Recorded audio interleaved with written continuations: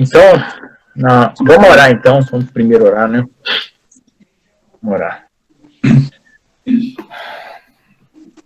Ó Senhor, nosso Deus, nosso Pai que estás no céu, em nome de Jesus. Obrigado, Senhor Jesus, por esse dia. Graça, da sabedoria e do discernimento, Pai. Senhor, esteja agora, Senhor, nesse momento, Senhor, tocando as nossas vidas, nosso coração, pela Tua palavra. Que o Senhor venha nos edificar e fortalecer, Senhor.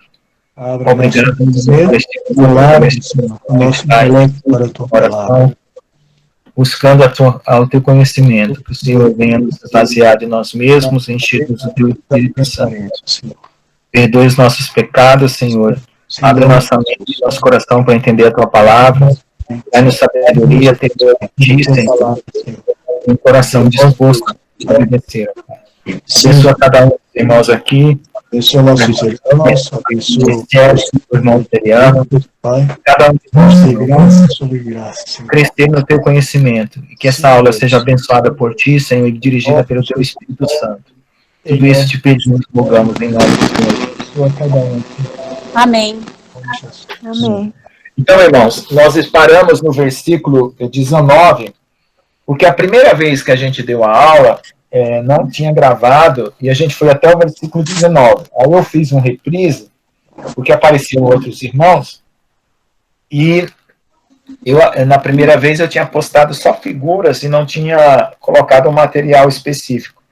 E aí, né, na primeira vez, na segunda vez eu já coloquei esse material, e agora nós estamos seguindo ele, por enquanto, para eu ter tempo de preparar novos materiais. Então, nós vimos aquela questão do princípio, né, do céu e da terra, depois nós vimos a criação dos luminares, né, a terra se ajuntando num lugar seco, né, vimos aí por que todos os escritos antigos têm uma visão de uma terra plana, explicamos bem isso aí, ficou bem claro, espero que vocês tenham entendido. E agora nós vamos entrar na criação da vida animal, né, que são os seres vivos. Então vocês estão vendo aí o seguinte: os cientistas, para explicar a evolução, eles usam todas as desculpas possíveis, mas nunca dizem que é Deus que criou os céus. Porque eles dizem o seguinte: que se a gente disser que é Deus, a gente não vai poder perguntar mais nada. Então é melhor a gente falar que não é Deus e continuar perguntando e descobrindo. Porque eles querem, vamos dizer assim, investigar. Essa é uma desculpa. A outra desculpa é que é o seguinte: na verdade, a ciência ela se tornou ateísta a partir do século XIV, XV, com um cara chamado René Descartes. Então foi por causa disso que a ciência se desviou, porque antes a ciência ela buscava conhecer a Deus e ela seguia princípios bíblicos, porque todas as universidades que existem hoje foram criadas dentro da igreja. Então a igreja é que é a mãe das universidades. E o conhecimento era um conhecimento contemplativo. Depois começou a surgir o conhecimento mais de transformar coisas, de fabricar coisas, né?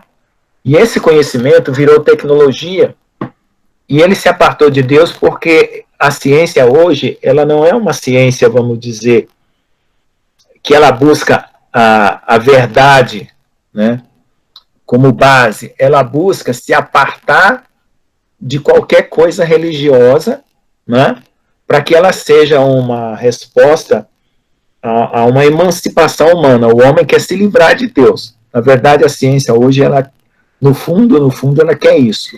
A ciência hoje, ela quer transformar a criação de Deus, ela quer fazer o homem ser autossuficiente, e ela não quer, vamos dizer assim, usar do temor, né, e da sabedoria que antes era estudado como uma ciência contemplativa. Então, a ciência passou a ser mais de transformar coisas, de mudar. E ela virou uma coisa viciosa, porque tudo vai mudando, e nunca chega no fim. Então, isso é até uma justificativa para as ideologias da esquerda, marxista, que é sempre mudar. E no fundo, a ciência também quer fazer o homem virar Deus por si só. Então, eu digo que a ciência ela é hoje a árvore do bem e do mal. E o conhecimento de Deus é a árvore da vida. Então, como Adão pecou e comeu da árvore do bem e do mal, a nossa sociedade ela se tornou essa sociedade que é hoje por causa disso. Então, a gente vai pensar assim, bom, mas a ciência mente? Não é que a ciência mente, ela procura esconder aquilo que, vamos dizer assim, que possa levar a um testemunho bíblico, tá? Por exemplo, tem ossos de gigantes que foram descobertos, certo? E como ele contraria a teoria da evolução, eles foram escondidos, tá? Então, quando alguém tenta falar alguma coisa contrária à teoria da evolução, isso é barrado. Então, eu, por exemplo, se eu quiser publicar um trabalho contrário à teoria da evolução, eles não vão aceitar, certo? Então, mesmo os cientistas cristãos são perseguidos ou são tirados fora, né? E aí eu escrevi uma ideia aí para vocês, um comentário a respeito disso que eu estou falando agora, que eu vou ler. Então, os animais surgiram por evolução, vejamos o que diz esse texto sobre a origem das coisas. Esse texto eu tirei de um outro livro que eu publiquei, que se chama Crônicas para o Despertar de uma Consciência Plena, e Lições para a Vida, editora CRV. Então, veja lá. Não é possível estabelecer a origem do universo. E eles dizem que também pode ter outros universos, que seria poliversos. Seja lá como for, sem antes estabelecer de algum modo, a causa primeira. Então, tudo tem que ter uma causa primeira. Para tudo tem que ter uma causa primeira. Não estou me referindo a uma origem na escala temporal, mesmo porque o conceito de tempo nasceu com a origem do universo. Mas quero me referir a um conceito mais amplo. Tanto evolucionistas como criacionistas precisam de um ponto de partida para daí estabelecer o restante na compreensão da origem do universo. O problema do evolucionismo é que o acaso ou nada é o responsável pelo feliz sucesso da existência do universo. Então, não é Deus, é um acaso, é uma sorte, né, que se torna o criador de tudo. Então, feliz sucesso da existência do universo, da vida e do homem. Mas os evolucionistas se esquecem de perguntar para onde a evolução está nos levando. Ou seja, como esse caminho é escolhido. Se eu disser, né, ou se eu digo que a ordem ou a adaptação é o objetivo final de cada passo evolutivo, eu já estou de antemão estabelecendo um conceito humano de ordem, né? Então, quem somos nós para dizer que uma coisa de fato é ordem ou desordem? Ou de adaptação, baseado no que eu entendo como sendo ordem e adaptação. Então, a ciência ela define o que é ordem e o que é adaptação, ela define o que é progresso. Então, fica muito arbitrário ela dizer para onde a humanidade deve caminhar. E nós vamos ver o perigo espiritual que é isso aí também, tá? Eu só vou continuar aqui a leitura e depois eu faço os comentários, porque nós vamos entrar na parte bíblica. Mas eu só posso definir esses dois conceitos, né? Porque eu possuo uma mente que definiu esses conceitos, ou seja, eu observo que existe uma recorrência cíclica. Então, a mente define os conceitos e o conceito, né, define a mente. Então, uma coisa, vamos dizer, como se fosse uma roda, né, que não leva para lugar algum, tá? Então, a evolução diz que criou o homem, e o homem diz o que é evolução, tá? Veja que a ideia de mente, inteligência e até consciência só aparece depois no processo evolutivo, ou seja, os seres, eles não têm mente, consciência, né, só o homem. Então, o homem só vem depois. Então, a mente, a consciência e a inteligência só vem depois. Então, tudo aconteceu sem mente, sem consciência, sem inteligência. Considerando que esse processo real que promove os fatos do universo. Ou seja, eu só entendo o evolucionismo porque eu estou com a minha mente abstraindo que há uma evolução, né? Uma pergunta que surge é como é que a mente, a inteligência e a consciência acontecem no processo evolutivo. Então, se você perguntar para um evolucionista, e aí, como é que nasceu a inteligência? Ele não vai saber explicar, ele vai te enrolar. Tá? Como é que nasceu a mente? Como é que nasceu a consciência? Ele não tem explicação para isso. E quando eu paro para pensar nisso, eu me deparo com um paradoxo gigantesco. Se eu digo que esses conceitos, né, ou coisas acontecem por um acaso, eu também estou dizendo que o acaso, que é inconsciente, né, gerou, por acaso, a mente, a inteligência e entende a evolução. Então, o acaso, ele gera a própria consciência, a própria mente, a própria inteligência. Como é que é possível isso? Então, se eu olhar para trás no processo evolutivo, eu vou perceber isso. Do contrário, a evolução seria, por acaso, cego, sem nenhuma consciência, que observa, que a observa ou que se observa. Então, se eu não tiver uma interpretação consciente do que aconteceu, então como é que eu poderia dizer que é evolução? Não é? Eu só estou dizendo que é evolução porque eu tenho consciência, né, de uma ideia. Mas de onde veio essa consciência? Dessa forma, eu tenho que admitir que o acaso acertou em escolher uma linha evolutiva favorável que levou à existência de algo complexo, como a mente, a inteligência e a consciência humana. Né? Então, o acaso ele conseguiu fazer isso. Né? Como é que funciona? E que, por vontade, uma espécie de drive force, que a gente chama de drive force, é quando uma força comanda um sistema para um objetivo. Desse acaso, passa a interferir no processo evolutivo. Escolha aleatória, criando critérios inteligentes de evolução, agora manipulados por uma mente, uma inteligência e uma consciência, ainda que coletiva ou pessoal, e que destrói o acaso como puro acaso. Então, se começou a existir uma mente, uma inteligência, depois de um certo tempo, as coisas já não começam mais a ser por acaso, porque a mente, a consciência, a inteligência vai atrapalhar isso, porque ela vai fazer tudo com uma decisão diferente. Então, já tem vários problemas aí só nesse comentário que eu estou fazendo, né? Por que o acaso ele conseguiu uma situação, vamos dizer assim, de sorte, de conseguir gerar algo positivo, algo melhor a cada passo, já é a primeira coisa. A segunda coisa, como é que surge a inteligência e a consciência, né? Tá? E a terceira coisa, né, é que se existir a consciência e a inteligência, esse acaso que criou o restante passa a deixar de existir, porque a própria consciência e a inteligência vai afetar na situação. Se, por outro lado, eu digo que a mente, a inteligência e a consciência não veio da evolução, eu automaticamente, como um evolucionista, nego que eu estou conscientemente escrevendo esse texto de análise do processo evolutivo. Então, vamos pensar assim, eu sou um evolucionista, aí eu estou dizendo assim, tá bom, você me convenceu, não existe evolução, existe criação, tá? Então, se o cara disser que existe uma consciência, uma inteligência, que ela veio de um outro lugar, então ele já vai negar o processo evolutivo. Então, restando então procurar outra explicação para a geração da mente, da consciência e da inteligência. Se eu digo que a mente, a inteligência e a consciência é resultado de uma auto-organização do processo evolutivo, que a princípio não era tão inteligente assim, eu caio no primeiro caso já mencionado, ou seja, então não era tão inteligente no princípio. Tudo bem, não era inteligente no princípio. Então eu caio de novo naquela situação primeira. Ou seja, de qualquer forma, a saída desse raciocínio é paradoxal, é circular e recorrente.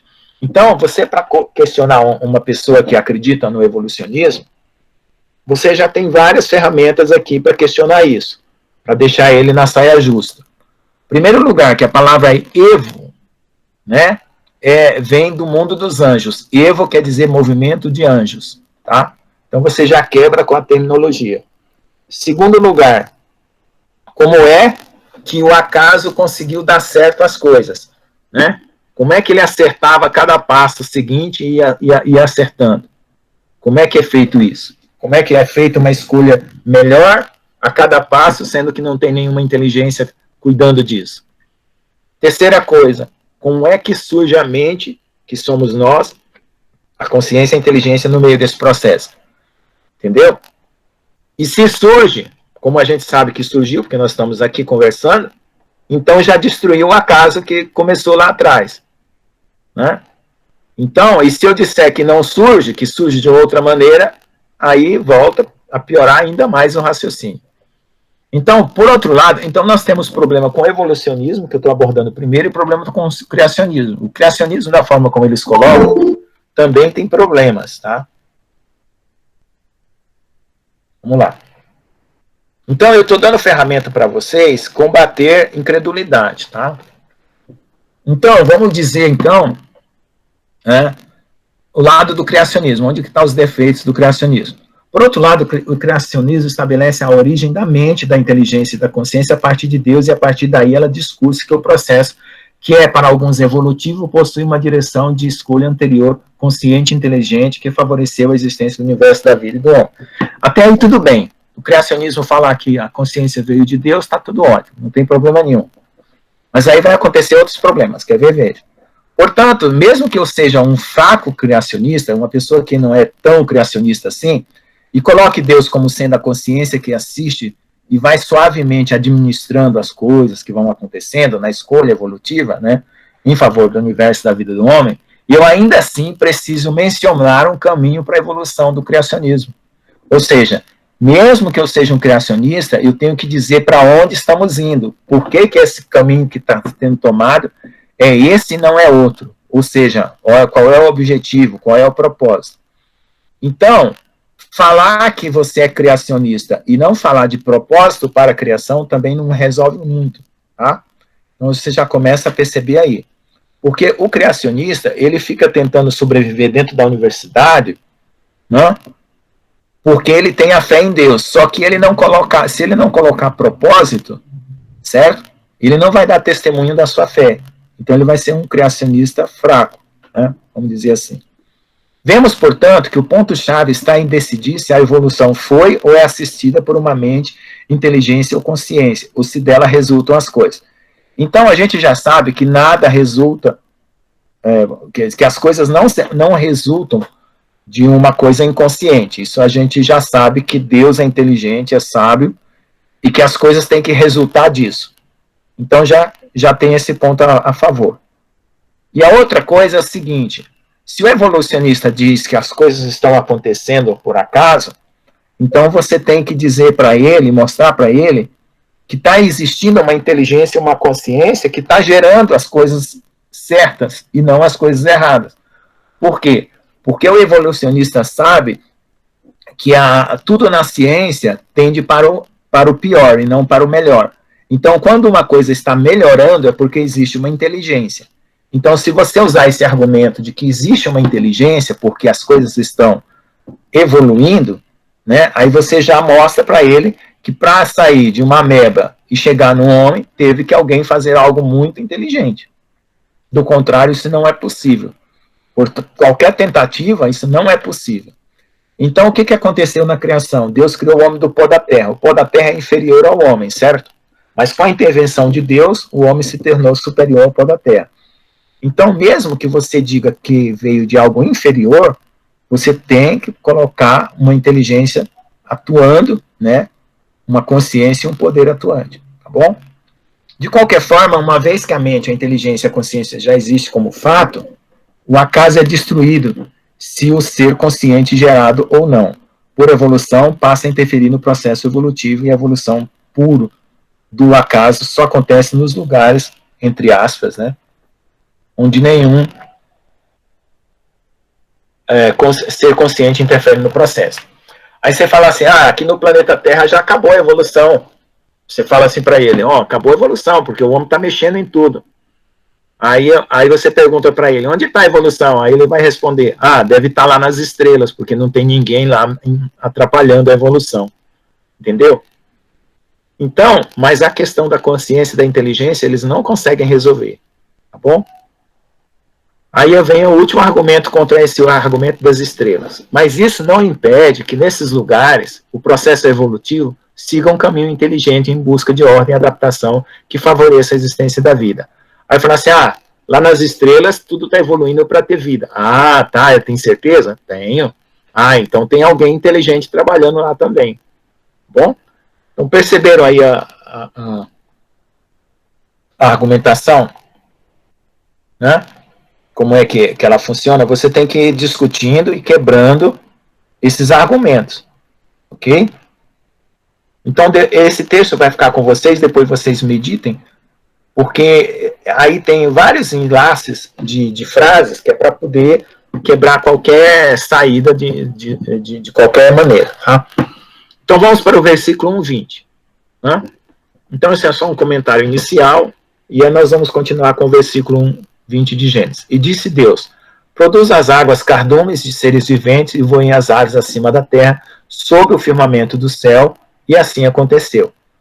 Então veja só, observe aqui que a criação dos peixes nos mares e rios e a criação das aves, mais uma vez destaca-se que o firmamento é o espaço entre a superfície da terra e o local onde se ajuntam as águas do céu, certo? Porque ele está dizendo que os peixes estão ficando embaixo das águas do firmamento.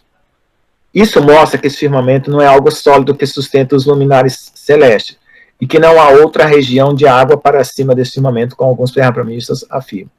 Então, veja só, quando você vai olhar as estrelas e você não usar um corretor de refração, você é que nem quando você olha no asfalto e vê um asfalto molhado. Alguém já viajou? Já viu o asfalto molhado e quando chega perto o asfalto não está molhado? Respondam sim ou não, só para me saber. Vocês já andando de carro, já viram o asfalto molhado? Sim, quentes? a impressão. Isso. Então, aquele efeito de água é porque você tem um problema do índice de refração da luz que vai chegando até você. Então, a luz ela vai passando por um caminho onduloso. Esse caminho onduloso você enxerga como se fosse água. Então, algumas pessoas estão filmando planetas sem corrigir a refração. Então, todos os planetas aparecem que ele está dentro de uma piscina, como se fosse água. Aí eles dizem assim, olha, tá vendo? Para cima da Terra tem água. E não é isso. Não é isso que está acontecendo.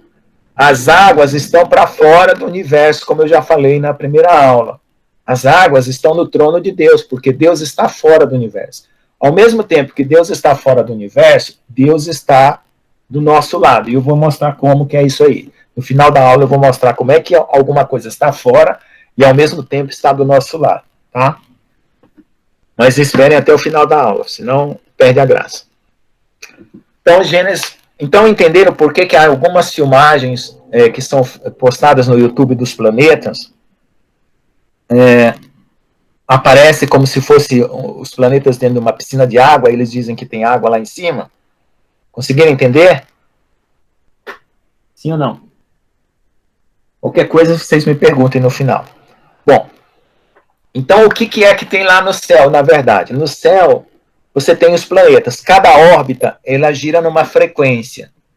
Então, se você transformar essa frequência em um som audível, você vai ver uma orquestra celeste. Isso é verdade. Isso você consegue ver uma orquestra celeste. Cada planeta fazendo um som, como se fosse um som de um instrumento, tá? Isso você consegue mostrar. Isso os cientistas da NASA também sabem, tá? O planeta Terra tem uma frequência de órbita que eles transformam num som. O Marte, Júpiter, Saturno, tá? A galáxia inteira. Então, se você transformar aquilo numa música, você escuta uma música no universo. Então, vocês aí agora podem procurar no YouTube, depois da aula, música dos planetas, o som dos planetas. E vocês vão ouvir uma orquestra linda, maravilhosa. Tá? Isso sim é verdade. Como está escrito nos Salmos, né, que os céus mostram a glória de Deus. Então vamos lá. 1:21. Criou, pois, Deus os monstros marinhos e todos os seres viventes que se arrastavam, os quais as águas produziram abundantemente, segundo as suas espécies, e toda árvore que voa, segundo a sua espécie, e viu Deus que isso era bom. Então veja lá, aqui vemos a criação dos seres marinhos, tanto os pequenos, grandes, como os gigantescos, incluindo também os seres que se arrastam, ou seja, os répteis, que dá a entender o aparecimento dos dinossauros, porque no hebraico, lagarto gigante é tanin, né, que são entendidos como répteis gigantes. Esse versículo lança fora o argumento de que a Bíblia não menciona os dinossauros, como se isso fosse uma ideia exclusiva do evolucionismo. O que a Bíblia não admite é uma criação espontânea, excluída da ação do Criador. Certo? E a palavra dinossauro foi inventada, então não tinha como ela aparecer antes, né? Mas sim que todo o processo de criação é diretamente a ação de Deus. A perversidade dessa ideia materialista de desprezar a ação de Deus nos processos naturais nos impede de ver também a sua ação em nossas vidas diárias, produzindo a extinção da fé e impedindo-nos de receber a graça e o amor de Deus. Então, quando as pessoas começam a olhar as coisas da criação, como os animais, e extingue a ideia da ação de Deus, ele também vai extinguir a sua própria fé, né? Então, nós temos vários testemunhos de Deus, que é a criação, a palavra, o seu filho e a nossa própria vida. Então, a criação e a nossa própria vida são as coisas primárias do processo de conhecer a Deus, né? Você precisa aprender a ver Deus na sua própria vida e aprender Deus na criação. Aí você vai começar a enxergar o Senhor na palavra e vai conseguir enxergar o Senhor na vida de Jesus, né? Porque aí você vai entender a palavra. Ok? Então vamos lá. Versículo 1, 22. Então Deus abençoou, dizendo: frutificai e multiplicai-vos e enchei as águas do mar e multipliquem-se as aves sobre a terra. Então vamos lá. A bênção da multiplicação é presente nas obras do Senhor. Ele proveu sustento suficiente para todos os seres sobre a superfície da terra. A sistêmica cadeia da vida criada no planeta é autossustentável. Apenas o homem com seu pecado hoje é uma ameaça para si mesmo e para a criação de Deus. Então esse negócio de dizer assim, porque hoje nós precisamos de uma política autossustentável, não sei o que isso. Deus já criou tudo autossustentável. O pecado do homem é que transformou tudo numa destruição. Então o que acontece? Se nós obedecêssemos a Deus e fôssemos temente a Deus, todo homem na Terra, não precisava dessa religião do globalismo aí, do aquecimento global, como é que é essa coisa do meio ambiente. Nova ordem mundial. Isso. Não precisava nada disso. Por quê? O que aconteceu? Deus fez tudo sustentável, tudo é sustentável. O homem que destrói agora vem com essa conversa mole. Entendeu? Observe que sem o conceito de pecado, não é possível explicar o estado degenerado da humanidade que destrói o planeta com suas ambições tecnológicas desenfreadas. Então, o que acontece? Nós temos um pecado que não é considerado na ciência, e nenhuma área da ciência é considerado pecado, nem na psicologia, nem na antropologia, nem na física, nem na matemática, nem em lugar algum. E o pecado existe. Então, já começa a ficar ruim o próprio modelo científico, porque não considera o pecado. A segunda coisa, né, é que a própria ciência tecnológica ela está destruindo e remontando a humanidade de uma forma perversa. Por quê? Os homens vão deixar de ser humanos. Por quê? Porque eles estão aí já com essa questão de alterar DNA, essas coisas todas. Tá? Então isso aí corre o risco de virar uma verdadeira indústria, igual a indústria dos computadores. Né? E você tem sempre que ficar comprando um antivírus novo, né? Porque lançaram um vírus novo na cidade. Então, biologicamente, essa é uma má intenção que eles estão tendo aí com o Bill Gates, certo? E eu não acredito que essa vacina que vai surgir aí é a marca da besta. Não acredito não, porque a situação da marca da besta ela é bem específica lá. Mas que ela poderá alterar algumas coisas nas pessoas por causa da alteração do DNA, isso pode. Né? Agora, qual é o preço que nós vamos pagar por isso? É que eu não sei. Porque pode ser que não atinja a nós. Mas e as mães, e os filhos no futuro? E as gestações futuras? Como é que vão vir essas crianças? A gente não sabe. Então, é uma coisa assim complicada, até para a gente pensar e decidir sobre isso, porque nós vamos ser obrigados. Né? Porque as pessoas não vão poder nem trabalhar se não tiver essa vacina, da forma como eles estão programando. Então, o que eu quero dizer com isso é que nós ou precisamos de um livramento de Deus para que a gente não precise dessa vacina, ou que seja algo que não tenha ligação com as coisas que já perversas que estão construindo aí contra nós. Né? Nós vamos dizer assim, vamos ter que confrontar isso de alguma forma. Então, pedir discernimento de Deus, sabedoria e saber como nós vamos enfrentar. Não estou dizendo assim que, como que eu posso dizer, que eu apoio a vacina, ou que eu acho que tem que vacinar, mas também não estou dizendo que não tem. Eu só quero entender, no momento que chegar a minha hora de decisão, como é que eu vou fazer isso, né? E cada um de nós vamos ter que pedir a Deus sabedoria para saber como fazer isso. Bom, versículo 1, 23. E foi a tarde e a manhã do dia 5º. O dia 5º, um dia antes da criação do homem, mostra um planeta quase totalmente habitável e em plenas condições de receber um mordomo eleito por Deus, o homem, que será posto para lavrar a terra, cuidar dos vegetais e dos animais que serão criados a seguir. E disse Deus, produz a terra seres viventes segundo a sua espécie, animais domésticos, répteis e animais selvagens segundo a sua espécie. E assim foi. Observe agora a criação dos demais animais, incluindo mamíferos, selváticos e domésticos, os demais répteis e animais segundo a sua espécie. Então, vocês viram que ali teve, no versículo 20, já teve a criação dos répteis, que eram um tipo de animal, tá? E aves. E agora, no versículo 24, é um outro tipo de animal, tá? Então, houve uma criação de animais mais, vamos dizer assim, como que eu posso falar? Mais grotescos, né? No versículo 20, e agora animais mais dóceis, né? Que são os animais domésticos.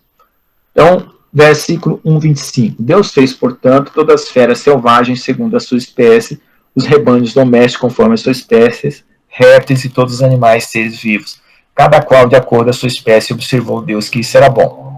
Aqui se conclui a criação de toda a fauna do planeta, e Deus vê que isso é muito bom, mostrando mais uma vez a satisfação do Criador com a sua criação.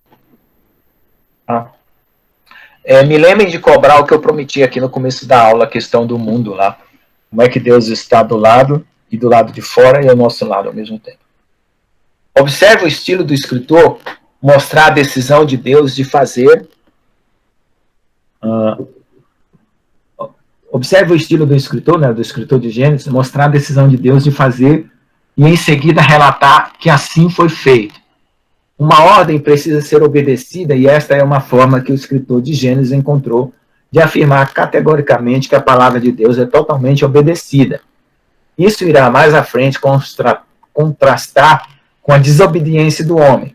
Nossa cultura tem como pressuposto que obedecer é uma coisa de gente sem inteligência, mas ao contrário, obedecer a quem de fato sabe o que está ordenado e por que está ordenado é uma bênção, né? Então a gente fala assim, no trabalho muitas vezes um chefe manda uma pessoa falar assim, você vai fazer isso, isso e isso. Aí vem um colega do seu trabalho e fala assim, você vai fazer o que o chefe mandou? Se fosse eu não faria.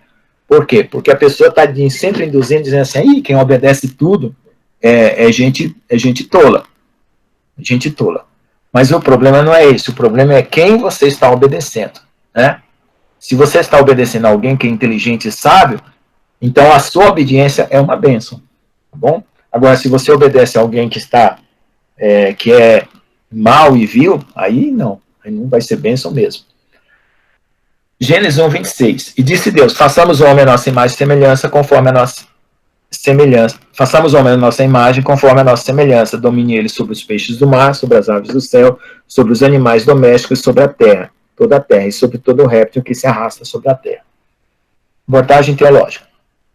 Este é o versículo-chave desse capítulo no que diz respeito à criação sobre o planeta Terra. Aqui é mostrada a relação direta entre o homem e Deus, que é pela imagem e semelhança. A palavra imagem diz respeito à aparência física e a semelhança diz respeito ao seu conteúdo. Embora alguns teólogos não concordem e adoram conjecturar sobre o texto, saindo fora do que está escrito. Mas o que está escrito é isso mesmo. Deus se parece conosco em Jesus, e nós devemos nos parecer com ele em conteúdo, desde que o imitemos. Mesmo sabendo que a forma humana de Deus só veio a se manifestar depois, né, esse é um mistério crucial para entender essa decisão de Deus em nos fazer semelhante a ele. Este versículo torna possível o primeiro conhecimento de Deus, por um princípio metafísico de ordem, procedência e relação. Pois assim como o homem tem alma, Deus também tem sentimentos, pensamentos, etc. Essa possibilidade de entender como Deus é, a partir da figura humana, é crucial para o nosso relacionamento com ele. Observe que nesse versículo se manifesta também a capacidade do homem dominar, e pela mesma semelhança ao Criador que tudo domina. Dominar a terra e sujeitá-la é um mandamento de Deus, mas infelizmente com o pecado esse mandamento se tornou em abuso por parte do homem. Então veja, qual é a finalidade da vida humana? É ser semelhante a Deus, é ser sua imagem e semelhança. Então, imagem física, o Senhor Jesus se tornou, né, para que nós nos tornemos a sua imagem espiritual. Então, quando as pessoas dizem assim, a vida não tem sentido, a vida não tem razão de ser, é tudo bobagem, porque logo nesse capítulo, nesse versículo, já traça aqui o objetivo da nossa vida, que é ser a imagem e semelhança de Deus. Então, criou, pois, Deus, o homem, a sua imagem, e a imagem de Deus o criou, homem e mulher os criou. Vocês estão vendo por que sempre a palavra repete? Criou Deus a imagem de Deus o criou? É para ficar poético, para você poder guardar repetindo sempre a ideia duas vezes, é como se fosse um poema. E aí, como essa era um poema, você ia cantando, né? E você cantando ia guardando, porque tudo que você guarda cantado é mais fácil. Então, na verdade, o Gênesis, ele é como uma canção, né? Se você vê um judeu lendo o Gênesis, ele vai ler como se ele estivesse cantando uma canção, tá? Que fica muito mais fácil para guardar. E assim, esse relato da criação, ele foi preservado, né, até o dia que começou a se escrever. Tá? O primeiro escriba foi Enoque. Veja aqui que a palavra afirma que tanto o homem quanto a mulher são feitos à imagem e semelhança de Deus. Essa não é uma afirmação de que Deus é andrógeno, como definiu Eliphas Levi, com sua grotesca e perversa imagem de Deus usada na maçonaria como Bafomé. Então, o que aconteceu? Teve um cara chamado Eliphas Levi, que ele juntou todas as definições de Deus de todas as religiões e criou aquele maluco lá daquele desenho, daquela figura, de um bode com corpo de mulher e tudo lá. Então, a maçonaria, né, perverteu a ideia de Deus, né, como a própria carta de Romanos fala, né, fazendo a imagem de Deus semelhante de animais. Então, o que ele faz? Ele tenta criar uma imagem juntando partes e partes de todas as religiões da Terra e vira um demônio, né, que é o Bafomé na maçonaria. E isso não é o que tá dizendo aqui. Né? Nós somos imagem e semelhança de Deus, né? Tanto o homem quanto a mulher, né? Tanto na aparência física, quanto no conteúdo, quando nós buscamos a Deus para sermos semelhantes a Ele em espírito, né? Porque o espírito já nos foi dado, né? Convém agora nós obedecermos e se santificar para se tornar semelhante a Ele. É claro que Deus é espírito, Ele se manifestou como homem em Jesus. Mas para entender Deus completamente, eu preciso olhar para o casal homem e mulher ao mesmo tempo. Jesus é o cabeça e a parte feminina de Deus se encontra na igreja, que assume o papel de corpo de Cristo, dependente do seu amor. Desta forma, Deus habitará em sua plenitude conosco por meio de Jesus, de Cristo Jesus. Por esta razão, o apóstolo Paulo afirma na carta de Efésios, grandes é este mistério. Então aqui nós vemos a carta de Efésios dizendo assim, porque o marido é a cabeça da mulher, como também Cristo é a cabeça da igreja, sendo ele próprio o salvador do corpo. Mas assim como a igreja está sujeita a Cristo, assim também as mulheres o sejam em todos os seus maridos. Vós, marido, amai as vossas mulheres, como também Cristo amou a igreja, e a si mesmo se entregou por ela, a fim de a santificar, tendo purificado com a lavagem da água pela palavra, para apresentá-la sem mácula, nem ruga, nem qualquer coisa semelhante, mas santa e irrepreensível. Assim devem os maridos amar suas próprias mulheres como seus próprios corpos. Quem ama sua mulher, ama-se a si mesmo. Pois nunca ninguém aborreceu a sua própria carne, antes a nutre e preza, como também a Cristo, porque nós somos membros do seu corpo. Peraí. Por isso deixará o homem, seu pai e sua mãe, se unirá à sua mulher. Serão os dois uma só carne. Grande é esse mistério, mas eu falo em referência a Cristo e a igreja. Então aí é o trecho de Efésios, né? Porque nos estudos bíblicos eu não gosto de colocar citação, eu coloco a citação já com o versículo, né? E a pessoa já acompanha o versículo, depois pode conferir na Bíblia, tá bom? Então aí, irmãos, já tem aí uma parte, né, para a gente meditar, que é a respeito dessa situação que nós temos, que é a semelhança de Deus vista também na igreja, né? O cabeça, que é Jesus, e o corpo, sendo a esposa, né? E o Senhor Deus vai habitar em plenitude, né, desde a cabeça até o corpo, né, até o dedão do pé, como a gente pode dizer. Então Deus, ele vai ocupar o corpo de Cristo, né? E é assim que ele quer, porque aí nós podemos ter uma ideia, né, perfeita de Deus, né, com essa junção, né, de Cristo e a igreja. 1:28. Então Deus os abençoou e ele diz, frutificai e multiplicai-vos, enchei a terra, e sujeitai e dominai sobre os peixes do mar, sobre as aves do céu, sobre todos os animais que se arrastam sobre a terra. Observe a semelhança desse versículo com o versículo 22, onde Deus abençoa os peixes, os animais marítimos e as aves com as bênçãos da multiplicação, assim como também o homem. Novamente, nesse versículo, é promulgado o poder de domínio sobre a natureza, agora incluindo todo o reino, animal, peixes, aves, répteis e mamíferos. Tá? Então, de novo, o Senhor afirma o domínio do homem.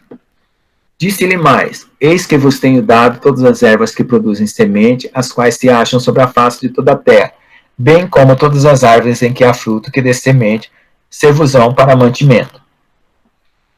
Observe a sutileza do mandamento de que o homem não deve derramar sangue algum, certo? Quando ele começa a se alimentar só de ervas, tá? Das árvores que dão fruto e semente, o homem ainda não tinha matado nenhum animal, certo? Para comer e nem derramado sangue, certo? Ele ia se alimentar dos frutos e das ervas como os animais, tá? E seu alimento devia provir somente dos vegetais. Contudo, após a queda e a expulsão do paraíso, a raça humana tornou-se contaminada com os anjos prevaricadores, e que se fará uma concessão ao homem de consumir animais para seu alimento. Isso porque o pecado atingiu a genética humana, a tal ponto que deu origem aos híbridos humanos mais anjos ou homens mais animais, o qual fez o Senhor se irar contra a sua criação, a ponto de querer destruí-la totalmente pelo dilúvio, separando a história humana em duas etapas, a raça antediluviana e a raça pós-diluviana. E a todos os animais da terra, e a todas as aves dos céus, e a todo ser vivente que se arrasta, tenho dado todas as ervas verdes como mantimento, assim se for. Então, novamente, no verso 30, ele confirma aí. Então, como falta agora poucos versículos para a gente terminar, que é só o último versículo, né? Vou terminar aqui o último, terminar o comentário. Né? Versículo 31. Então, ele estava no versículo 30, agora 31. E viu Deus que tudo quanto fizera, eis que era muito bom. Né? Agora vem uma ênfase, né, com a criação do homem. E foi à tarde e amanhã do dia sexto. A conclusão desse primeiro capítulo é que tudo que o Senhor tinha feito é muito bom. Porque o propósito da criação é a revelação do próprio Deus, em seu poder, virtudes e caráter, para as suas criaturas, tanto angelicais como humanas. O desenrolar da história humana que se seguirá é o próprio desenrolar da revelação de Deus para a humanidade ao longo da história, até a sua consumação. Porque o Senhor Deus é também Senhor da história. Ao contrário do que afirmam alguns filósofos modernos, como o Hegel e Karl Marx, de que o homem é Senhor da sua história. Não, é Deus que é o Senhor da história. Assim encerra-se este primeiro capítulo deste livro maravilhoso, que relata a criação de Deus como o dia sexto.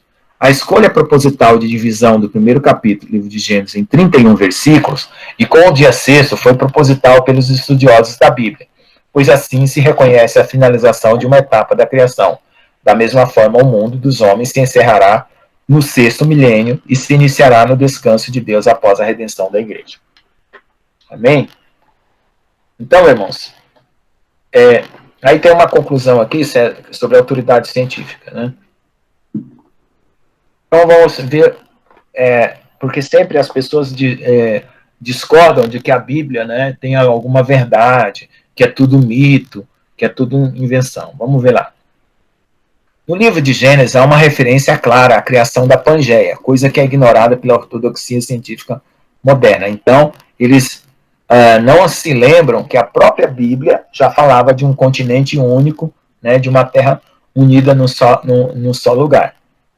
Uma coisa que se percebe é que a falta de conexão entre a referência do Gênesis e a arqueologia não é uma questão de certeza científica ou de deslocamento temporal, mas é fruto de uma política ideológica antibíblica, de negação sistemática dos fatos bíblicos, que só leva à descaracterização da autoridade da comunidade científica materialista.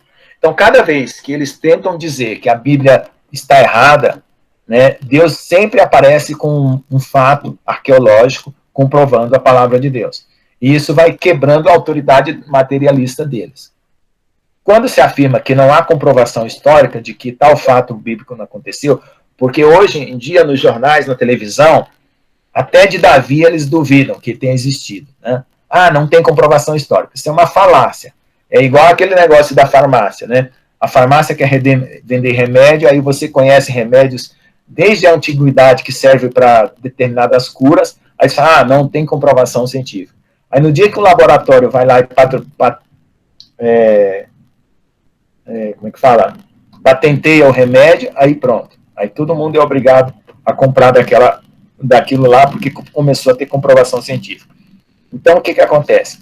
É uma forma de manipular as ideias. É uma forma de você, né, fazer as pessoas andar sobre o seu tacão da ciência, né?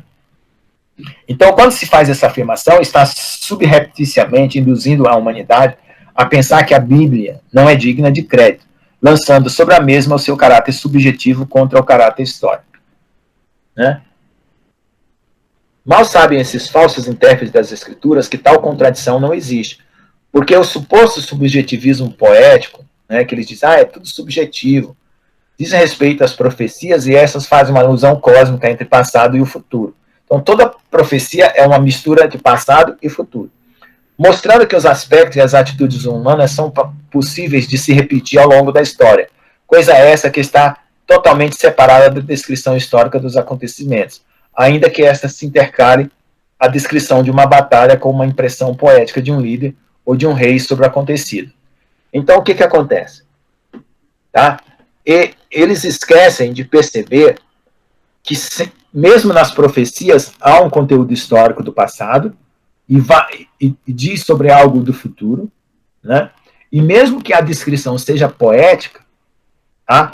Alguém deu uma descrição de uma batalha de uma forma poética, né? Mas ali também contém a realidade histórica, tá? Que não é tudo tão subjetivo como eles dizem, né?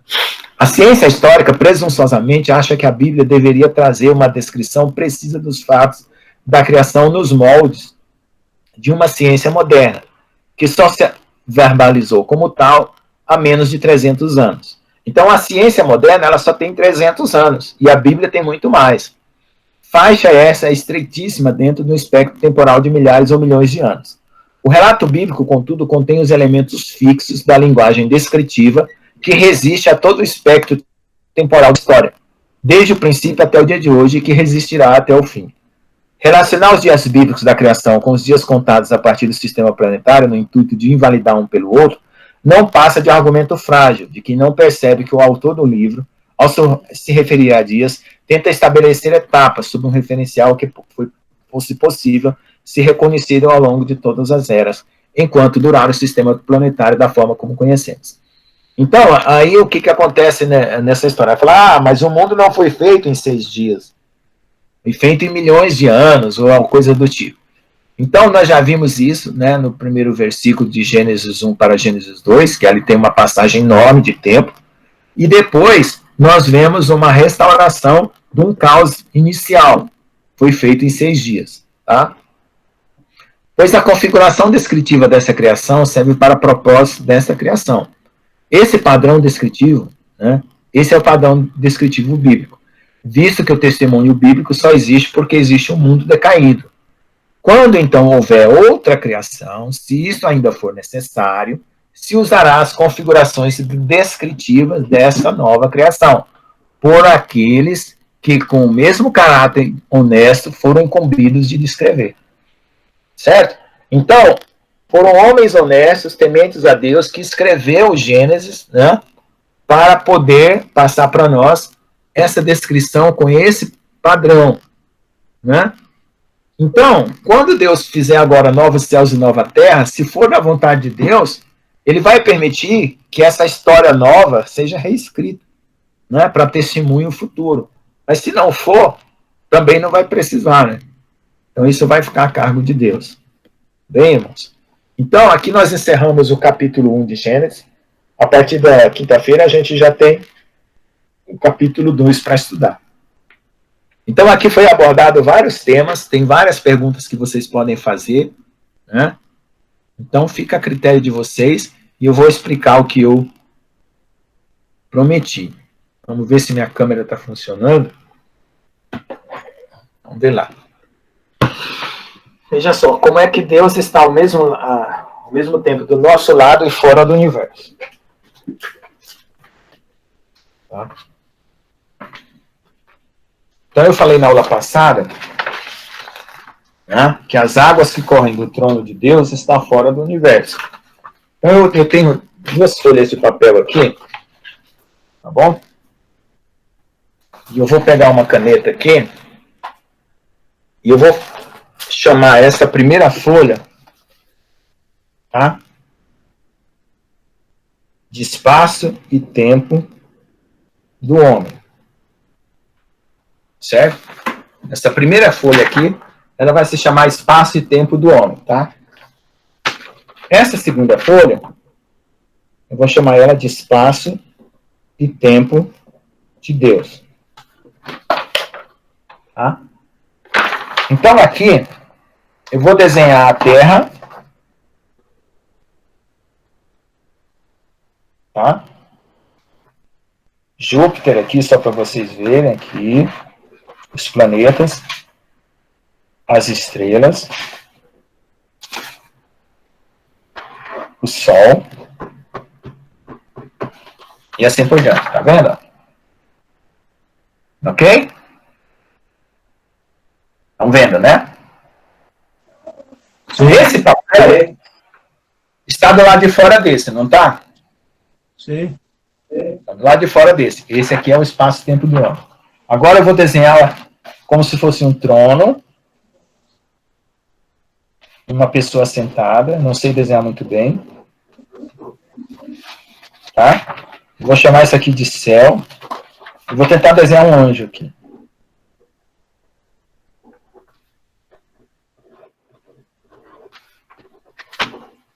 E um rio saindo do trono.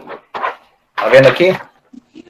Não tá muito bem. Desculpa o desenho, gente. Deus merece uma figura melhor. Tá. Então, o que acontece? Olha só. Ó, esse é o espaço-tempo de Deus. Esse é o espaço-tempo do homem, o espaço-tempo de Deus. Agora, ó, coloca um bem pertinho do outro, assim, ó. Tá vendo? Está do lado de fora e, ao mesmo tempo, está um colado no outro.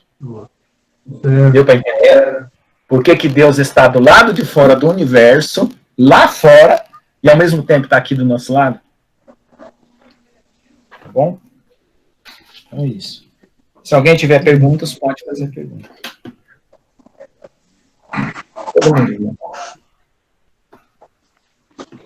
O que é a perfeição de Deus, né, irmão? Pois é. Porque se explicasse isso para um homem comum, não entenderia. Teve que explicar para um físico, né? Glória a Deus. Tá me ouvindo, irmão Lucas? Estou ouvindo, sim. Estou ouvindo. Então, aí... Então, nesse... essa grande, maravilhosa graça de Cristo, né? Então, aí eu vou, assim, deixa eu abrir mais uma página aqui, porque eu não sei onde foi parar a minha folha. Espera só um pouquinho que eu vou voltar aqui onde eu estava. Tem uma coisa ainda mais para comentar. Amém. Aqui.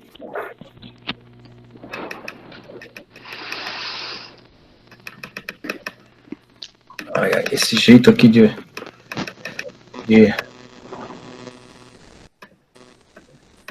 Aquele que vive para si mesmo, então, é aquele que está totalmente separado de Deus, né? Exatamente. Porque o que tu está me explicando, assim, o que eu vejo, claro, né, com a palavra do Senhor, assim, é que nós não somos de nós mesmos. Glória a Deus. Nós não somos, né? Isso é bem claro isso na palavra. E é bem equivocado, né? Até dentro das igrejas, as pessoas querem viver das suas próprias maneiras, né, de seu próprio jeito, mas não vive para glorificar a Deus, né? E Deus, ele nos chama para glorificar Ele, nos chama para glorificar o seu nome, né? Não só isso, né? Mas que a gente possa glorificar Ele em todos os sentidos, né? Todos os dons, né, que também Ele nos dá, e nós devemos viver inteiramente para Ele. Amém. Então, irmã, explique para nós como que a irmã juntou as partes e chegou nessa conclusão, que eu achei muito linda. Eu sei como foi que a irmã chegou, mas era bom a irmã falar, a irmã mesma. É da forma que tu explicou desde o princípio, assim, o teu livro que tu passou e a forma como tu colocou a visão, né? Que Deus, ele tá fora do universo, mas ao mesmo tempo ele domina esse universo. Então, esse Criador que domina o universo, que nos criou, né? Ele deseja ser glorificado, ele deseja ser reconhecido. Foi essa conclusão que eu tive. Então, Deus, ele quer que nós reconhecemos que nós não somos de nós mesmos, mas nós somos dele. E quando nós estamos longe dele, nós não pertencemos a ele, né? Nós pertencemos ao pecado, àquele que cometeu o pecado, que é homicida e mentiroso desde o princípio. Né, que no caso é Satanás e os anjos celestiais, que, como a gente já tinha falado na primeira aula, que começou, na verdade, toda essa guerra contra Deus, né, querendo dizer que ele era mentiroso, querendo dizer que sabe que iria existir algo melhor. Muitos acreditaram, inclusive Satanás, na sua arrogância, né, fez isso, levou a terça parte dos anjos que os seguem, né? E Deus, ele poderia simplesmente acabar com a humanidade. Mas se ele fizesse isso, os outros anjos iriam pensar o quê? Porque uma terça parte foi levada com Satanás, né? Foi levada com Satanás, mas os outros anjos, é isso que eu me pergunto. Então, assim, se Deus dissesse, olha, Eva pecou, Adão pecou, né? Aqui não tem quem tem culpa maior, mas os dois pecaram, porque os dois sabiam da glória de Deus, da existência de Deus, porque Deus fez a terra para o homem, né? E eles não obedeceram a Deus, eles quiseram ouvir e obedecer aquilo que Satanás estava mentindo, e assim segue a humanidade, seguindo a mesma mentira de Satanás, né? E agora totalmente desligado de Deus. Então eu vejo que Deus, para exterminar toda a humanidade, ele poderia ter feito isso. Ou ele poderia ter exterminado, digamos, Satanás, antes da queda, porque Satanás pecou. Ele, desde o princípio, né? Então, desde o princípio, antes de criar os céus e a terra, no caso, o nosso, né, a terra, Satanás tinha já pecado. Não é isso que o irmão falou, né? A gente estudou isso. Então, por que Deus não simplesmente exterminou com Satanás e com todos os anjos? Só que esse não é o caráter de Deus. Porque se Deus tivesse feito isso, ele se tornaria aquilo que Satanás falou. Porque ele queria que Deus fosse o quê? Aquele mentiroso, né? E Deus revela que quem é mentiroso é Satanás, quem mente é ele, né? Então, se Deus exterminasse a ele mesmo então Deus, né? Então se tornaria algo que não é do atributo de Deus. Então Deus fez todo um costurar, né? Com a humanidade, que ele já tinha né, preeminência de que iria realmente cair. Então ele começou a costurar, né, ele e o seu filho, né, que seria o cordeiro, que entregaria sua vida por nós, por amor a nós, porque a palavra diz que Deus amou ao mundo de tal maneira, né, que deu seu único filho, né, para morrer por nós. Então eu costurei dessa forma, entende? Porque Deus começou a se revelar quem ele é, qual é o amor dele, qual é o propósito dele. Só que até a gente chegar nesse propósito, a gente né, patina muito, assim, sabe? Porque nós somos muito orgulhosos, nós queremos viver a nossa própria vida, nós queremos os nossos próprios prazeres. Então Deus fica em segundo plano. Mas o que Deus fala é que nós somos dele e nós não somos de nós mesmos. Essa conclusão que eu cheguei. Então, aí eu queria comentar mais duas coisas em cima do que a irmã falou. Primeira coisa, para onde vai o progresso científico? Veja só, nós temos o Elon Musk, que ele está querendo dizer que a humanidade saiu de um determinado ponto aí da evolução e agora ele vai povoar as estrelas. Então, veja só, se esse propósito fosse fiel e verdadeiro, né, o homem estaria, vamos dizer assim, anulando Deus. Né? Então a gente sabe que não é. A outra coisa é que é o seguinte, o pecado está aqui na Terra, o pecado destruiu a Terra, então você vai viajar para outro planeta, vai levar o pecado junto e vai destruir outro planeta. Se você passar a eternidade inteira andando de planeta em planeta, você vai acabar contaminando tudo e destruindo tudo. Então esse propósito dessa evolução tecnológica, né, ela só leva a uma situação mentirosa, né, e destrutiva. Por quê? Porque o homem ele precisa ser transformado no seu interior para ele estar em um reino que possa, vamos dizer assim, ser diferente ou melhor do que esse daqui agora. Perfeito. Porque se ele está em um reino melhor do que esse, com a mesma condição que ele está agora, do jeito que for, ele vai colocar em destruição novamente. Então, essa evolução tecnológica, além dela ser doente, viciosa, perversa, porque, veja só, a ciência, ela cria um problema para ela mesma resolver. Então, ela não é adoração a Deus, ela não serve a Deus, certo? E ela não resolve os problemas do homem.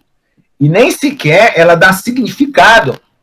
Tudo na ciência é frio, é mórbido e sem significado. Então, esse endurecimento vai fazendo com que as pessoas vivam uma vida tédio, de angústia. Você tem um monte de tecnologia e sua vida não tem sentido nenhum. Você vai viver como se fosse um hamster rodando numa roda o dia inteiro. E vai ficar cansado daquilo. Então, esse não é o propósito. O propósito da vida é você ser feliz com alegria espiritual, né? Porque Deus, ele deu esse planeta para nós podemos até reivindicar a vida, porque a vida é nossa, para nós vivemos. Mas na dependência de Deus, no sentido de quê? De que nós precisamos honrar o Criador, aquele que nos deu essa oportunidade. Porque também acontece o seguinte, como que o Senhor fez, porque as pessoas começam a imaginar que as coisas que Deus faz, né, tem gente que fala assim, tudo que Deus faz dá errado, e aí o homem... O diabo tenta uma nova alternativa. Olha só. Isso é uma blasfêmia. Porque não é assim. Veja só o que acontece. Quando Deus criou os céus e a terra, o próprio Senhor Jesus, né, foi o Criador, né, porque dele e por ele e para ele são todas as coisas. Então, esse cordeiro que foi morto antes da fundação do mundo, já estava na presciência de Deus essa morte, porque ele sabia que a existência de seres limitados como nós ia dar lugar ao pecado, né? Então, o que aconteceu? Deus já preparou a redenção antes da criação. Então, Deus já sabe todo, porque Deus está em todo tempo ao mesmo tempo. Não é que Deus sabe o futuro. Quem sabe o futuro são os adivinhos quando consegue saber. Deus está no futuro. Deus está vivendo todos os dias ao mesmo tempo. Então, não tem como você andar na frente de Deus. Nenhuma criatura, nem Satanás, nem nenhum anjo pode andar na frente de Deus. Ou seja, chegar no futuro antes de Deus, porque o futuro já está existindo para Deus. Passado, presente e futuro. E por que Deus permitiu, então, que toda essa situação acontecesse? Para ele mostrar que essa via alternativa de Satanás, ou essa via alternativa do homem, ela é estupidamente impossível e má. Então, essa via, ela não pode, vamos dizer assim, ela é julgada, né, e é condenada. E é por isso que o homem que toma essa via vai cair no juízo e na condenação. Porque para a existência bela e perfeita, ela não consegue atingir. Ela não se justifica. Então, é como criar um monstro, uma coisa podre, uma coisa fedorenta, que só tem a tendência de se degradar ainda mais. Então, fica provado para todos os seres angelicais, para toda a criação, que essa alternativa, né, ela é morte. Ela é morte, ela é destruição. Não tem justificativa, né? Então, é só, vamos dizer assim, como quem diz assim, se houvesse a possibilidade, como seria? Né? Seria exatamente um desastre. Então, Deus permitiu dessa forma para nos dar essa lição.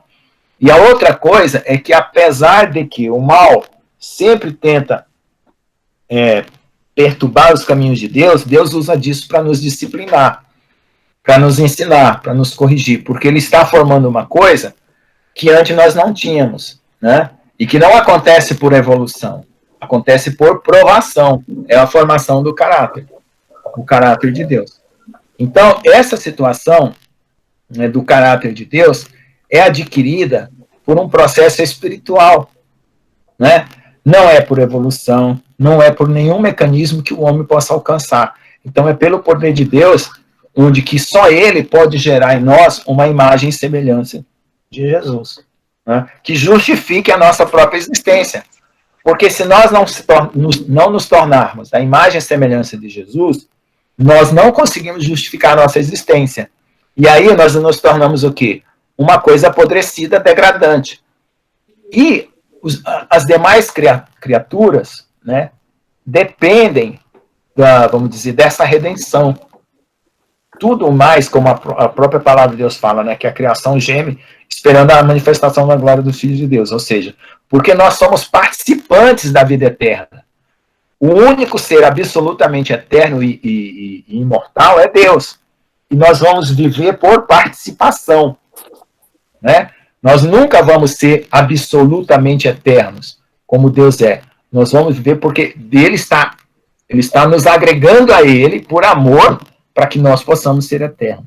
Do contrário, separado, não tem condição. Nem anjo, nem demônio, nem nada tem condição de viver.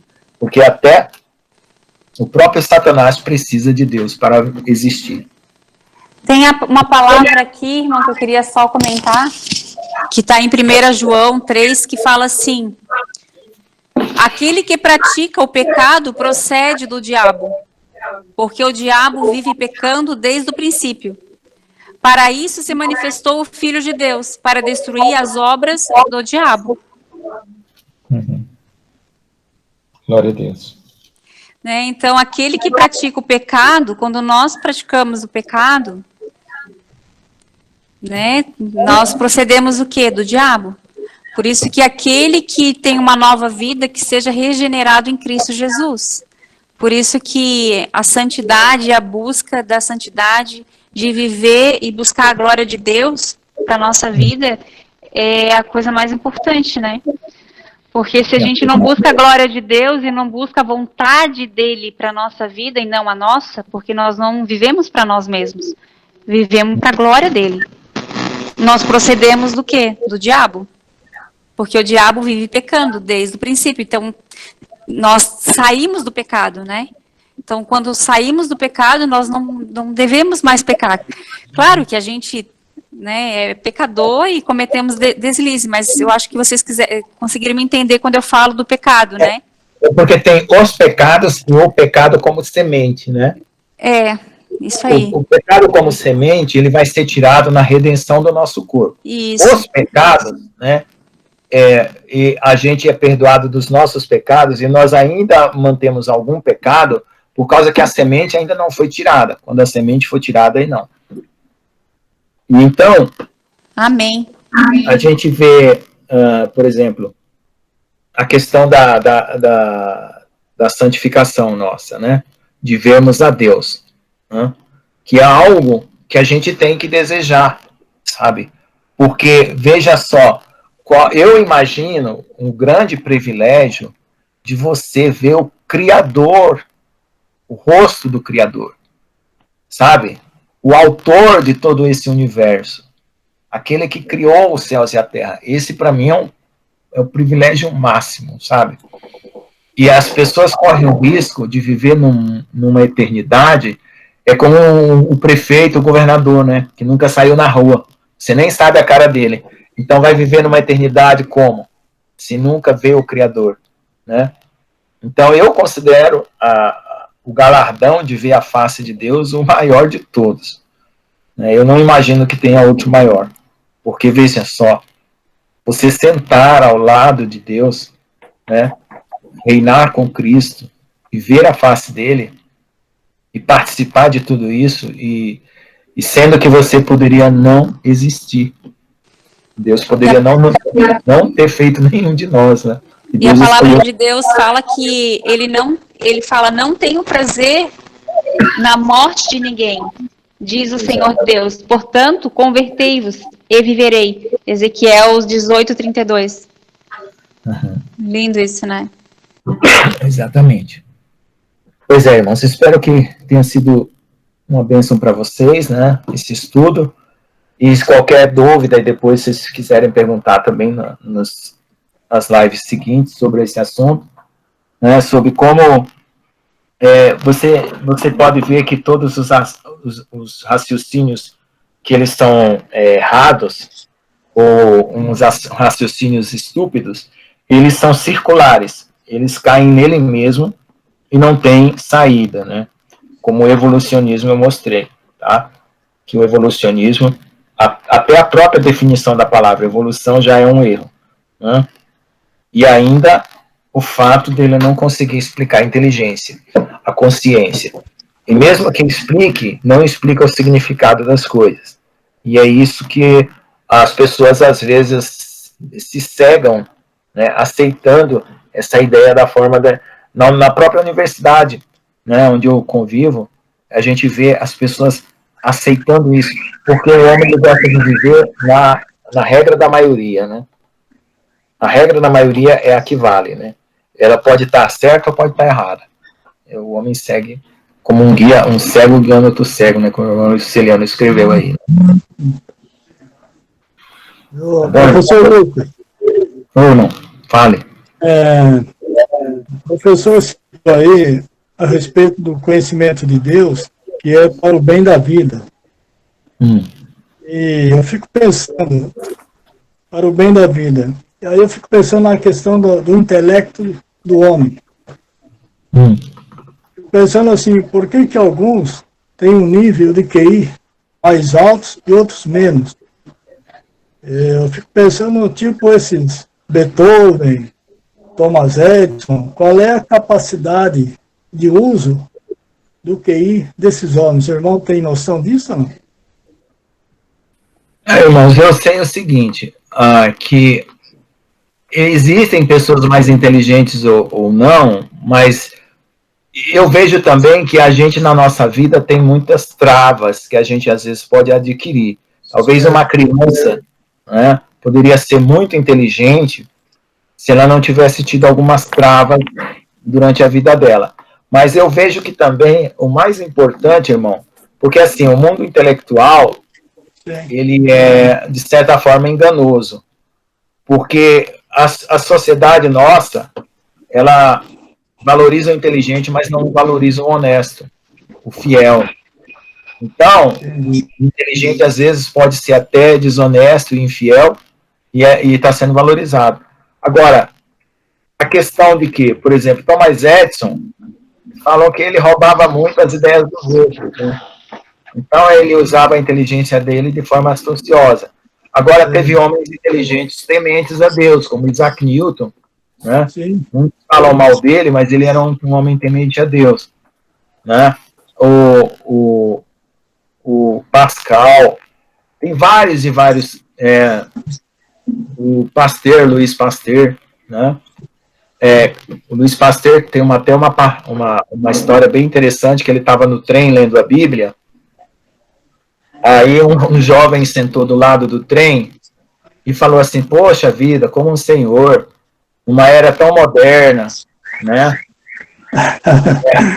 Você está lendo uma coisa tão antiga, a Bíblia. Aí ele falou assim, meu filho, pouca ciência nos afasta de Deus, mas muita ciência nos aproxima de Deus. Aí ele falou assim, aí o cara se gabando lá de quem ele era, aí no final ele se apresenta e fala assim, quem é o senhor? Aí ele falou assim, Louis Pasteur, era um grande cientista. Então, irmãos, eu acho que mais importante do que a ciência é essa escolha, né, de amar a Deus, de temer a Deus. Sim. E mesmo tendo inteligência, uns podem escolher, outros não, né? Eu não vejo... Porque eu ouvi dizer que nós usamos, no máximo, esses mais inteligentes, 10%. Não sei se isso é verdade.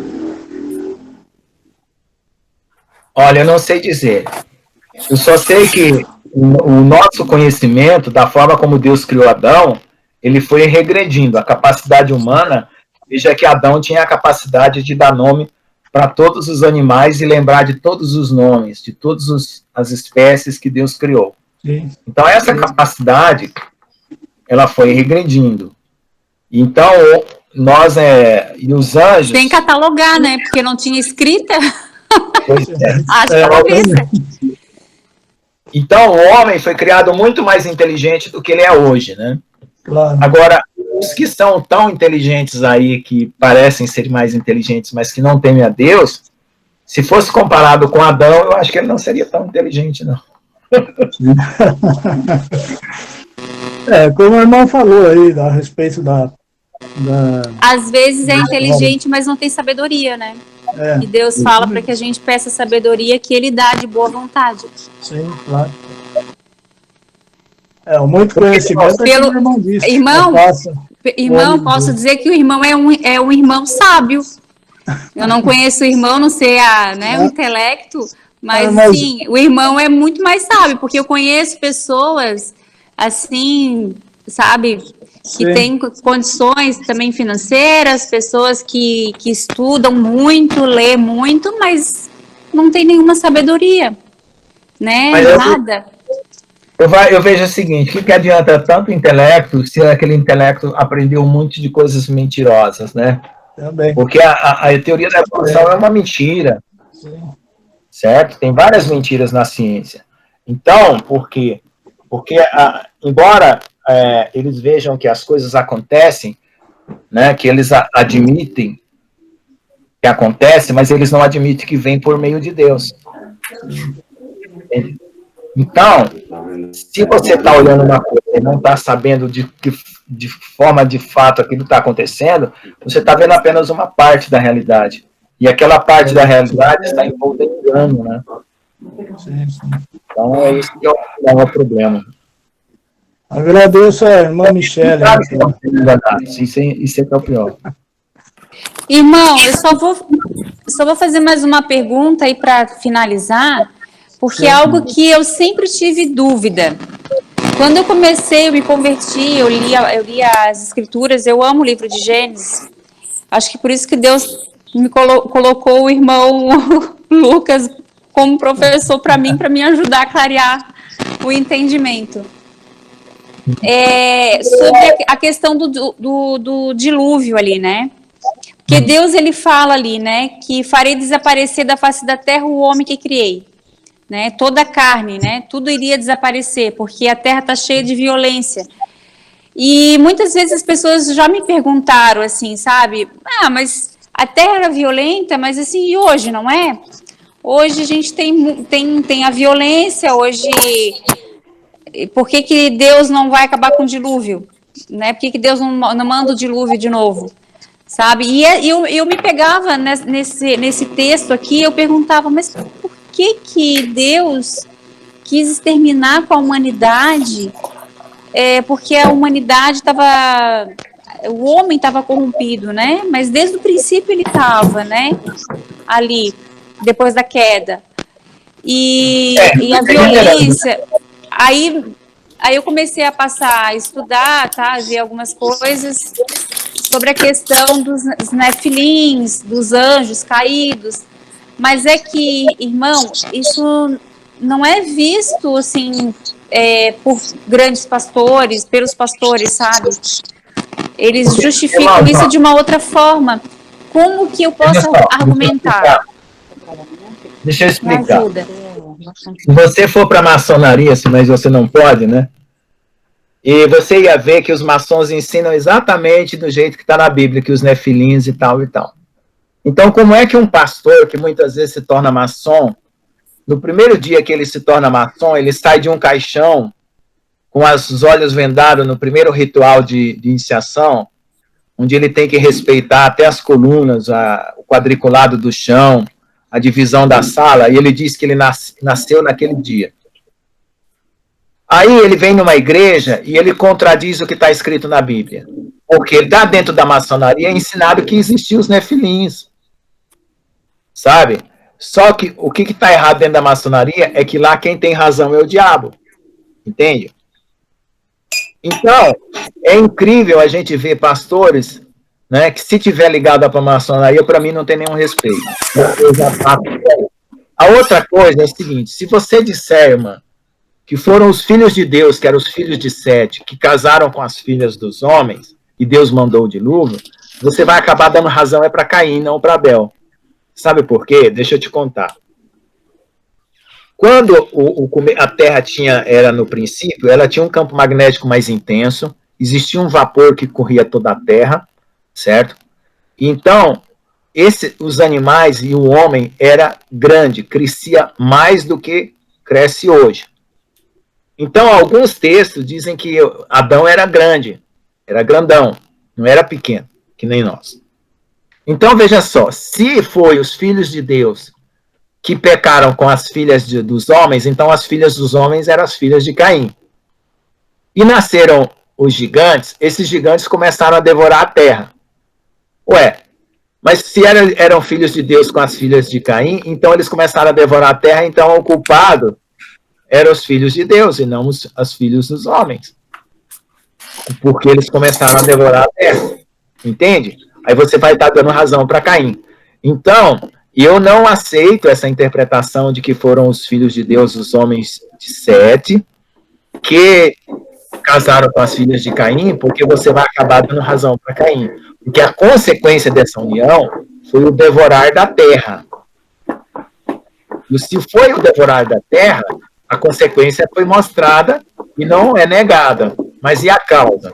Então a causa ela é invertida se você disser que não foram os nefilins.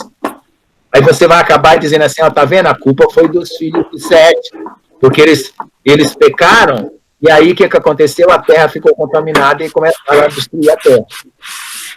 Né? Tá dando eco aqui, a Andréia tá com o microfone ligado, Andréia. Daí fica dando microfonia. Eu não tô ouvindo. Conseguiu ouvir, irmã? Sim, consegui. Então eu sou contra esse argumento por causa disso. Porque a igreja, ela tentou dizer que era um pecado assim suave, né?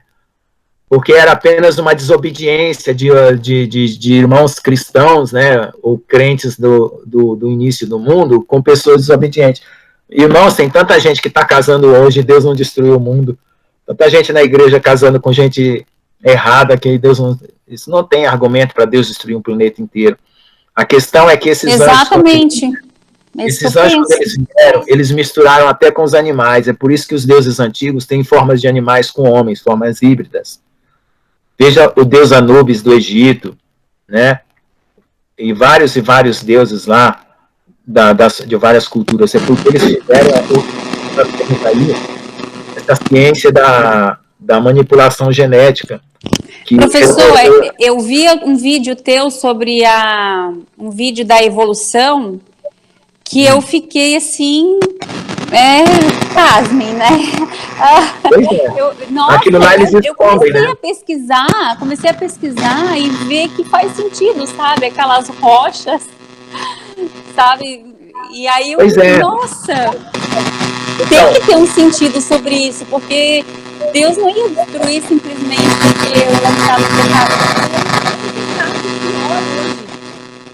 Hoje ainda está, sabe, cada vez mais pervertido a situação. Porque ainda tem muito mais pessoas, né? Tem muito mais gente que a civilização hoje é maior, né, mundialmente, do que era no dilúvio, né? Você está no notebook? Eu estou falando aqui do meu celular, mas eu estou com o meu notebook aberto. Porque tem a fonte, tira a fonte da tomada, que ela está trazendo interferência aí.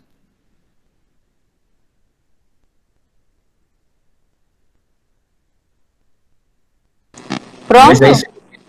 Parou. Então é isso, meu irmão.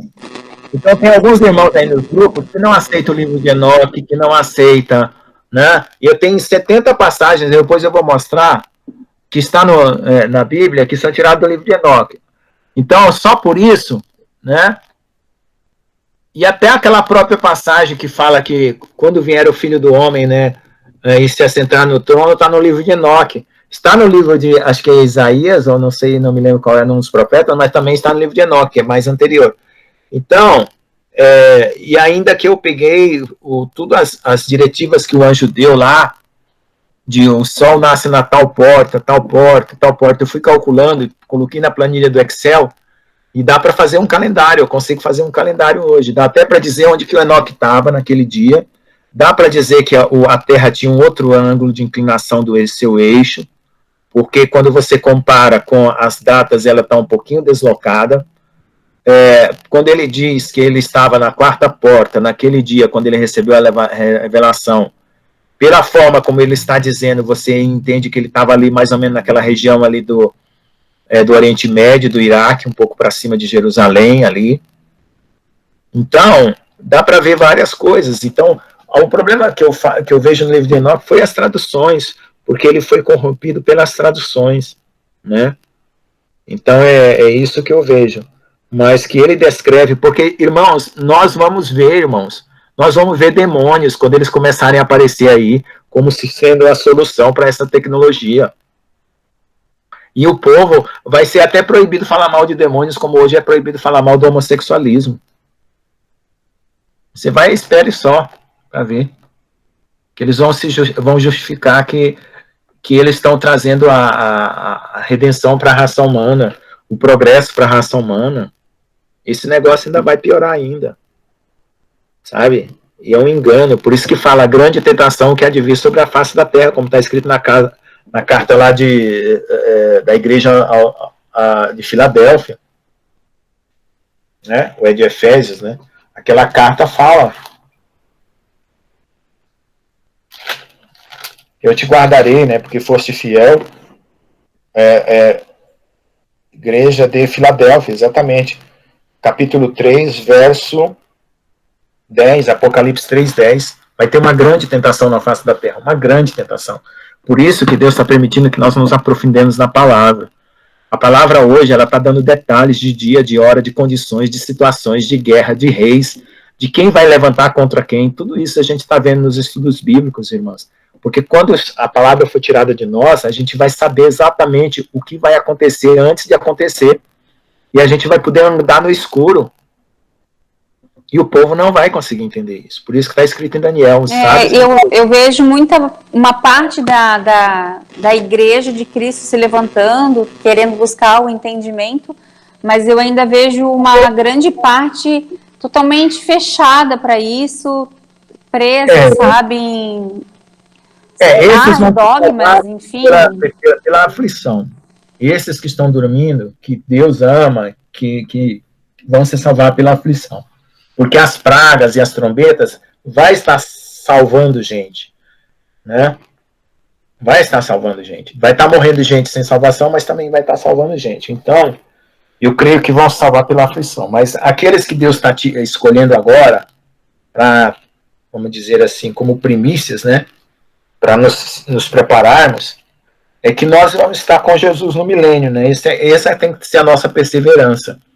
Que nós sejamos ou transformados, ou que nós possamos dar a nossa vida por amor a Ele, para logo depois de 3 anos e meio, morreu ali, já 3 anos e meio já ressuscita. Aí nós vamos fazer parte do milênio. Porque é isso que nós temos que aguardar. Porque eu não imagino que vai ser exatamente agora, né? Mas eu imagino que já vai ter um cenário já preparado e vai desenrolar algumas coisas. E aí nós já vamos ter tempo, irmãos. Nós vamos ter tempo de estar nos fortalecendo cada vez mais. Porque quando chegar a hora de testemunhar com a porção dobrada do Espírito, né, com os dons, como Moisés e Elias, né, de fazer parar a chuva, de fazer descer fogo e coisas assim, nós vamos estar muito revestidos do poder de Deus. E é para isso que Deus está nos preparando. E é algo assim que a gente tem que desejar. Amém. Glória a Deus. Porque, irmão, é o seguinte, eles só vão conseguir nos matar porque Deus vai permitir, vai tirar a proteção, depois dos 3 anos e meio, Deus tira a proteção e eles nos matam, porque precisa ser derramado sangue. Para lavar os pecados do mundo, precisa ser derramado sangue. Então, é muita contaminação, é muita desordem. Quando a gente entende o propósito da criação, entende desde o princípio, aí a gente vai se abrindo cada vez mais para entender, né, as coisas que estão acontecendo hoje. Eu vou encerrar aqui a gravação, irmãos. Sim. Tá? Então,